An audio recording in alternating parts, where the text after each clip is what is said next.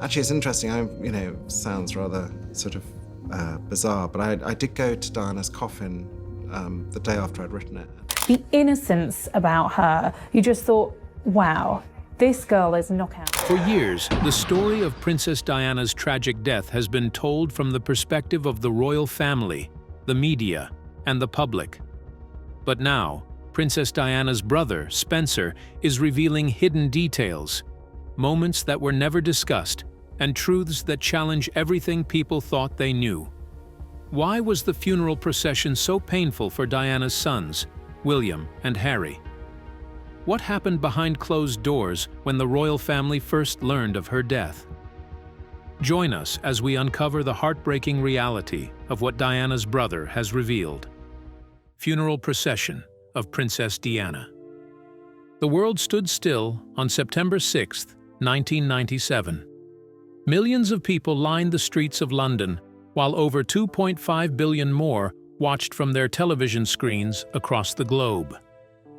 The funeral of Princess Diana was a moment of collective mourning, a day never to be forgotten in British history. But among all the sorrowful images of that day, one stood out more than any other. Two young boys, Prince William and Prince Harry, walking behind their mother's coffin. The sight was heartbreaking. William, only 15, and Harry, just 12, marched with quiet, somber faces as the crowd wept around them. The weight of grief, duty, and expectation all pressed down on them as they took each step. It was an image that would define their childhood, haunting Harry for decades. And what most people didn't know then was that this was never their choice. The person who fought against it the hardest, their uncle, Charles Spencer. What you are about to witness is heartbreaking, so keep watching to discover why. Charles Spencer is Diana's younger brother, the man who had grown up alongside her, the one person who understood the pain she had endured within the royal family. When the burial committee informed him that Diana's sons would walk in the procession, his reaction was instant and firm. Never. According to Spencer, he had been speaking with a Buckingham Palace courtier, discussing the arrangements for the funeral when the plan was casually mentioned to him. The idea alone stunned him. The thought of two young boys, fresh in their grief, being paraded in front of the world seemed unthinkable to him. He refused outright. She would never have wanted them to do this, Spencer recalled saying. But his protests were met with cold resistance. The response from the palace was direct. It has been decided. But Spencer didn't back down easily. He pushed, argued, and demanded that the plan be reconsidered. He pointed out that it was cruel, unnecessary, and profoundly unnatural to make children walk behind their mother's coffin, with cameras zooming in on their every expression. But his words fell on deaf ears. And then came the lie. At some point in the discussion, Spencer was told that William and Harry wanted to do it. That changed everything for him. If this were their decision, then he would not interfere. He wouldn't force them into something they didn't want. So reluctantly, he let the matter go. But the truth finally came out after many years. Prince Harry admitted that they had never indeed been given a choice. They had simply been told what to do. As a 12-year-old, Harry had no power to refuse. He followed orders. Spencer, who had believed he was honoring their wishes, later realized he had been misled. He had unknowingly stepped aside for something he would never have allowed had he known the truth. The morning of the funeral was heavy with sorrow. The streets were lined with grieving faces, people holding flowers, handwritten notes, and photographs of the princess they had loved so much. The air felt different, thick with grief, shock, and disbelief. And then they appeared. Charles Spencer walked beside Prince Charles, Prince Philip, and the two boys. The cameras zoomed in on William and Harry. Their faces were pale, and their eyes were cast downward. Every step they took was scrutinized, every movement analyzed. The world saw them as brave, as dignified. But Spencer saw something else. He saw two children burdened with a duty they should never have been given. The walk from Kensington Palace to Westminster Abbey was long and painful. The sound of sobbing thundered from the crowd, but the boys never broke. They held themselves together, never letting a single tear fall in public. Harry later described it as numb, as if his emotions had utterly shut down. The entire event felt strange to him, like something happening to someone else. For Spencer, the pain of that day wasn't just about losing his sister. It was about witnessing what he saw as an injustice. He had lost the battle to protect his nephews from this moment, and he knew there was nothing he could do now except walk beside them. But what Spencer did next left everyone speechless. Spencer's speech and the beginning. As the world watched, Spencer took the podium inside Westminster Abbey to deliver his eulogy. No one knew exactly what he would say. What followed was one of the most potent, direct speeches ever at a royal funeral. He didn't speak about Diana, he spoke for her.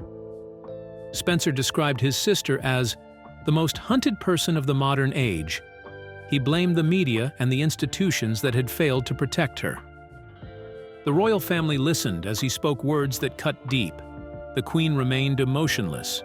Prince Charles showed no reaction, but the rest of the world heard exactly what Spencer was saying. Then came the moment that made headlines around the world. Spencer promised that Diana's blood family, not the Windsors, would always protect and guide William and Harry. It directly challenged the royal family's authority, a declaration that Diana's sons would not be left entirely in their hands. The response was something rarely seen at a royal event: applause. The crowd inside the Abbey, which included dignitaries, celebrities, and political figures, broke into spontaneous clapping. It was unheard of at a funeral. But at that moment, Spencer spoke about what many felt. Diana had been wronged, and someone was finally saying it out loud. Sadly, things would not go the way Spencer had planned. As powerful as his words were, Spencer would later admit that keeping that promise was impossible. William and Harry were already deeply embedded in the royal system. There was no way he could remove them from it or personally raise them as Diana might have wished. The monarchy controlled their future, and he could do nothing about it. But that is not all. This is just the beginning of the story. Years later, Prince Harry would speak openly about how deeply that funeral affected him. He admitted that, in today's world, such a thing would never be allowed to happen to grieving children. Times had changed largely because of Diana's influence, but no one had fought hard enough to stop it back then. For Charles Spencer, the funeral procession remained one of the most painful moments of his life. He has never softened his stance or changed his view that what happened to William and Harry that day was wrong. For the boys themselves, it was an unforgettable moment that would eventually lead Harry to question everything about the institution he was born into. But the funeral itself was just the public goodbye. The days leading up to it were filled with confusion, silence, and frustration.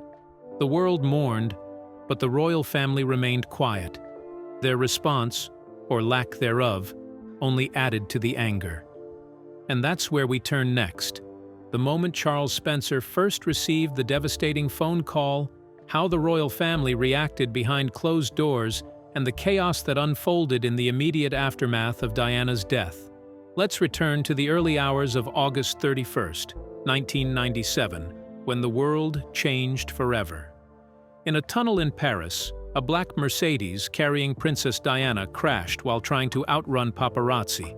The impact was brutal. The car crumpled like a tin can. Inside, Diana was still alive, but barely. The news spread fast, first as whispers, then as breaking headlines. The world didn't know it yet, but within hours, the most famous woman on the planet would be gone. And when the confirmation finally came, Diana, Princess of Wales, was dead. But behind the scenes, a different kind of chaos was unfolding before the public even knew what had happened. Miles away in South Africa, Diana's brother, Charles Spencer, was asleep when the phone rang. It was a call he would never forget. The voice on the other end was calm but firm. Diana had been in a car accident in Paris. She was severely injured. No further details. Spencer sat up in bed, his mind racing. An accident? He knew how the press hounded her, how they chased her relentlessly. Had they pushed her too far this time? He waited, heart pounding for more news. Minutes turned into an hour. Then came the second call. This time, the voice was different, colder. "I'm sorry, sir. She didn't make it." He knew exactly who to blame. The paparazzi. The same photographers who had hounded her for years had been chasing her car that night. But there was no time to grieve. The world was about to discover, and nothing would ever be the same. The reaction of the royal family will leave you completely speechless. Initial reaction of the royal family. When news of Diana's death hit the airwaves, the reaction was immediate. Diana, Princess of Wales, has in fact been killed. People poured into the streets in tears. Grown men, women, and children sobbed openly, their faces buried in their hands. Outside Buckingham Palace, outside Kensington Palace, everywhere Diana had ever touched, flowers piled up by the thousands. It wasn't just mourning, it was heartbreak. But something strange was happening at the top. The royal family was silent through it all. For hours, then days, there was no public statement, no national address. There was no sign that they were mourning with the people. Instead, they remained at Balmoral Castle in Scotland, hidden from view. At first, people assumed they were in shock, but as time passed, the silence felt like something else. It was indifference. Why wasn't the Queen saying anything? Why wasn't the flag at Buckingham Palace lowered to half-mast? Why weren't Charles and the boys in London? The anger started to rise. The newspapers, usually respectful of the monarchy, turned against them. Headlines screamed betrayal. "Your people are mourning. Where are you? Show us you care." The British public felt abandoned. This was Diana, the woman they had loved, the people's princess. And the monarchy, it seemed, didn't know what to do. While the world demanded answers, two boys were suffering in silence. William and Harry were in Balmoral when they were told. Their father, Prince Charles, had to sit them down and explain. Their mother had died in a car crash. She wasn't coming back. Harry, just 12 years old, asked the same question repeatedly. "Is she gone?" They had last spoken to her on the phone the day before. It had been a quick, casual conversation, one of those call-you-later moments that now felt unbearable. They would have said so much more if they had known it was the last time. In those first few days, they were kept from the public eye. They stayed at Balmoral, surrounded by their father, grandmother, and a royal family not known for showing emotion. Years later, Harry would admit that he felt confused. The world was crying, but there was just silence inside the palace. No one talked about Diana. No one comforted them the way they needed. But that is not all. Outside, the pressure on the royal family kept growing. Eventually, the Queen had no choice but to act. The outrage was too loud to ignore. On September 5th, 5 days after Diana's death, she finally addressed the nation. Sitting in front of cameras, she spoke of a remarkable human being and praised Diana as a loving mother. "I want to pay tribute to Diana myself. She was an exceptional and gifted human being, and especially for her devotion to her two boys." She said she understood the people's grief and that they had lost someone irreplaceable. But was it too late? For many, yes. By then, the damage had been done. The monarchy had looked out of touch, cold and distant at a time when warmth was needed most. Diana's death revealed a gap between the royal institution and the people it was meant to serve. Even after the Queen's speech, resentment lingered. People had seen the difference between Diana and the royals for years. She was one of them, open and human. The monarchy? They were something else, untouchable, removed. And now, in the wake of her death, that divide had never been clearer. Diana was gone, But her impact was far from over. The funeral was coming, and with it, one of the most painful, controversial moments in royal history, the decision to make William and Harry walk behind her coffin. It would be a moment that changed them forever. Remember, we mentioned earlier that was a decision that not everyone agreed with, and one man, in particular, fought to stop it: Charles Spencer. Spencer's fight to keep the boys away from the coffin was a far-reaching one and didn't stop after the burial. And that's where we go next. The battle between Charles Spencer and the royal family over the fate of two grieving boys. Things are about to get a lot more interesting. Stick with us. Criticism of the royal family. Charles Spencer never stayed silent about what he saw as the royal family's failure in Diana's life and death. From the moment she married Prince Charles, she was thrown into a system that didn't protect her.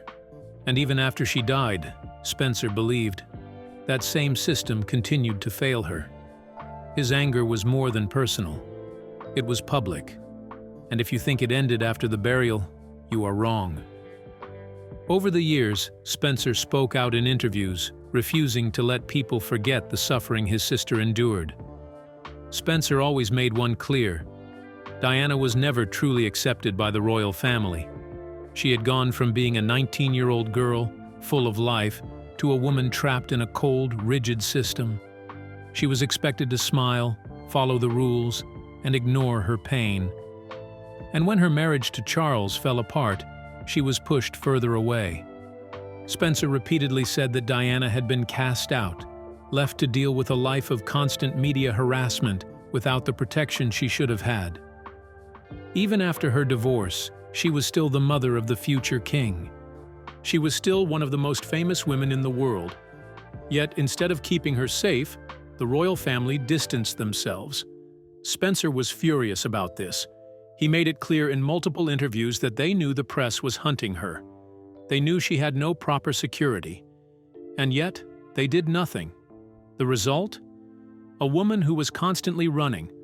And on August 31st, 1997, that running finally caught up with her.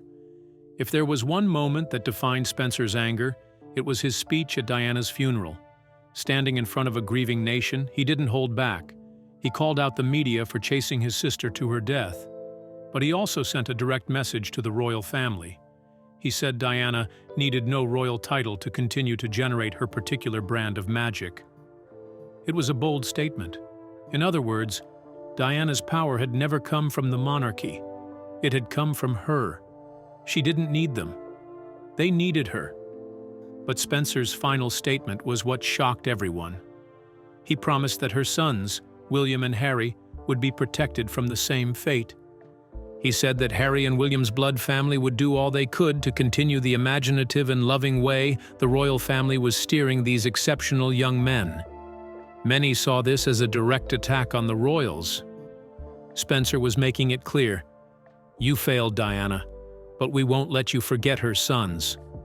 The reaction was explosive.